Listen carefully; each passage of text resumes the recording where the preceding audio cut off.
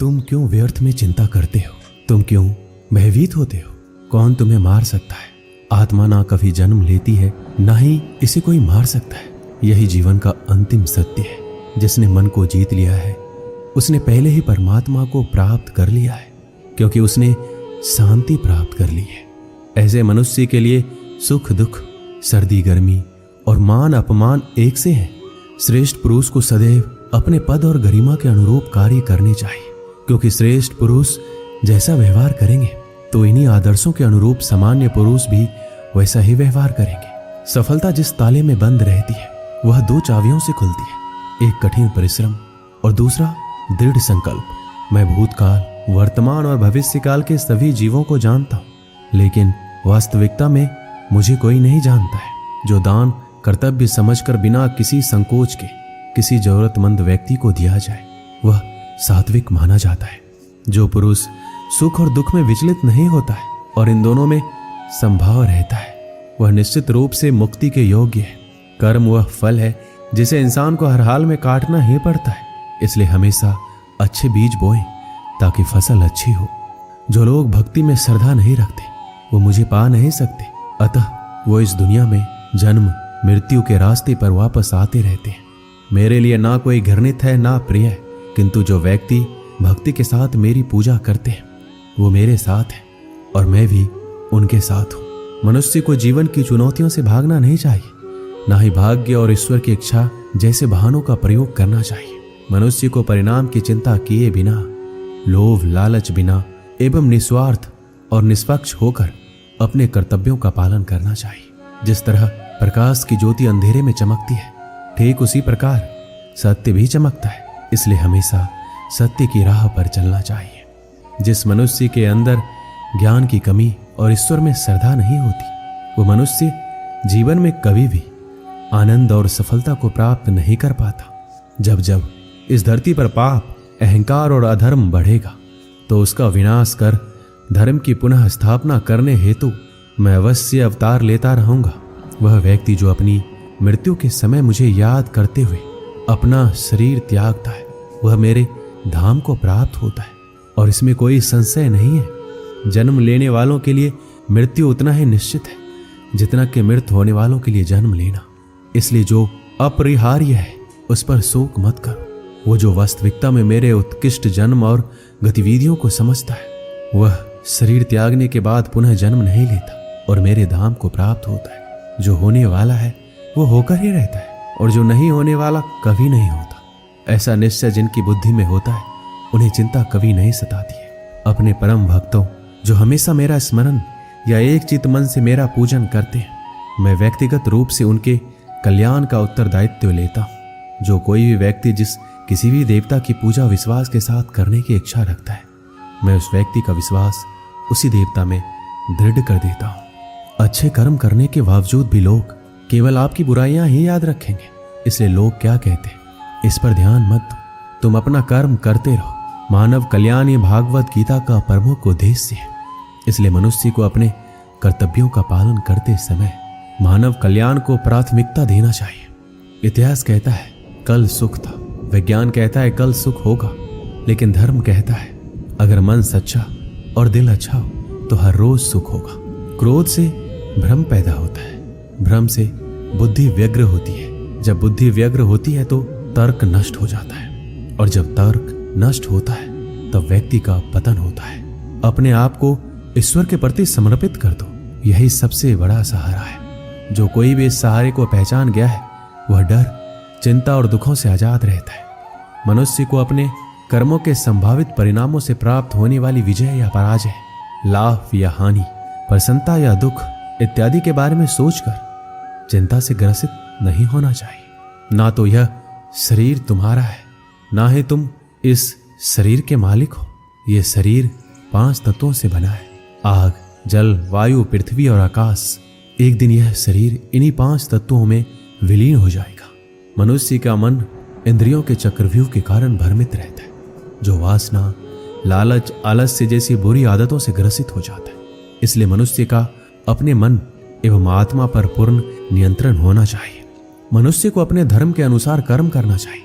जैसे विद्यार्थी का धर्म विद्या प्राप्त करना, सैनिक का धर्म देश की रक्षा करना। जिस मानव का जो कर्तव्य है उसे वह कर्तव्य पूर्ण करना चाहिए। मैं सभी प्राणियों को समान रूप से देखता हूँ। मेरे लिए ना कोई कम प्रिय है ना ही ज्यादा, लेकिन जो मनुष्य मेरी प्रेम पूर्वक आराधना करते हैं वो मेरे भीतर रहते हैं और मैं उनके जीवन में आता हूँ। तुम्हारा क्या गया जो तुम रोते हो? तुम क्या लाए थे जो तुमने खो दिया? तुमने क्या पैदा किया था जो नष्ट हो गया? तुमने जो लिया यहीं से लिया, जो दिया यहीं पर दिया। जो आज तुम्हारा है कल किसी और का होगा, क्योंकि परिवर्तन ही संसार का नियम है। जो मनुष्य जिस प्रकार से ईश्वर का स्मरण करता है उसी के अनुसार ईश्वर उसे फल देते हैं। कंस ने श्री कृष्ण को सदैव मृत्यु के लिए स्मरण किया तो श्री कृष्ण ने भी कंस को मृत्यु प्रदान की। अतः परमात्मा को उसी रूप में स्मरण करना चाहिए जिस रूप में मानव उन्हें पाना चाहता है। भगवान प्रत्येक वस्तु में, प्रत्येक जीव में मौजूद है। आत्मा अमर है, इसलिए मरने की चिंता मत करो। आत्मा का अंतिम लक्ष्य परमात्मा में मिल जाना होता है। इंसान नहीं, उसका मन किसी का दोस्त या दुश्मन होता है। बड़प्पन वह गुण है जो पद से नहीं संस्कारों से प्राप्त होता है। व्यक्ति या जीव का कर्म ही उसके भाग्य का निर्माण करता है। वर्तमान परिस्थिति में जो तुम्हारा कर्तव्य है वही तुम्हारा धर्म है। मन बहुत चंचल है जो इंसान के दिल में उथल पुथल कर देता है। जब वो अपने कार्य में आनंद खोज लेते हैं तब वो पूर्णता प्राप्त करते हैं। जीवन में कभी भी किसी से अपनी तुलना मत कीजिए। आप जैसे हैं सर्वश्रेष्ठ हैं। बुरे कर्म करने नहीं पड़ते, हो जाते, और अच्छे कर्म होते नहीं, करने पड़ते हैं। जो अपने मन में नियंत्रण नहीं रखता वह स्वयं का सने सने शत्रु बन जाता है। बुद्धिमान व्यक्ति को समाज कल्याण के लिए बिना आसक्ति के काम करना चाहिए। स्वार्थ संसार का एक ऐसा कुआं है जिसमें गिरकर निकल पाना बड़ा कठिन होता है। सेहत के लिए योग और किसी की जरूरत पर सहयोग, दोनों से ही जीवन बदलता है। आत्मज्ञान की तलवार से काटकर अपने हृदय से अज्ञान के संदेह को अलग कर दो। दुष्ट लोग अगर समझाने मात्र से समझ जाते तो यकीन मानो महाभारत कभी नहीं होता। मनुष्य अपने विश्वास से निर्मित होता है। वो जैसा विश्वास करता है वैसा बन जाता है। मान अपमान, लाभ हानि, खुश हो जाना या दुखी हो जाना, सब मन की शरारत है जिसे तुम अपना समझकर मग्न हो रहे हो। बस यही प्रसन्नता तुम्हारे दुखों का कारण है। उस इंसान का मंजिल से भटक जाना तय है जिसकी संगत में नकारात्मक लोग रहते हैं। प्रेम सदैव माफी मांगना पसंद करता है और अहंकार सदैव माफी सुनना पसंद करता है। सिर्फ दिखावे के लिए अच्छा मत बनो।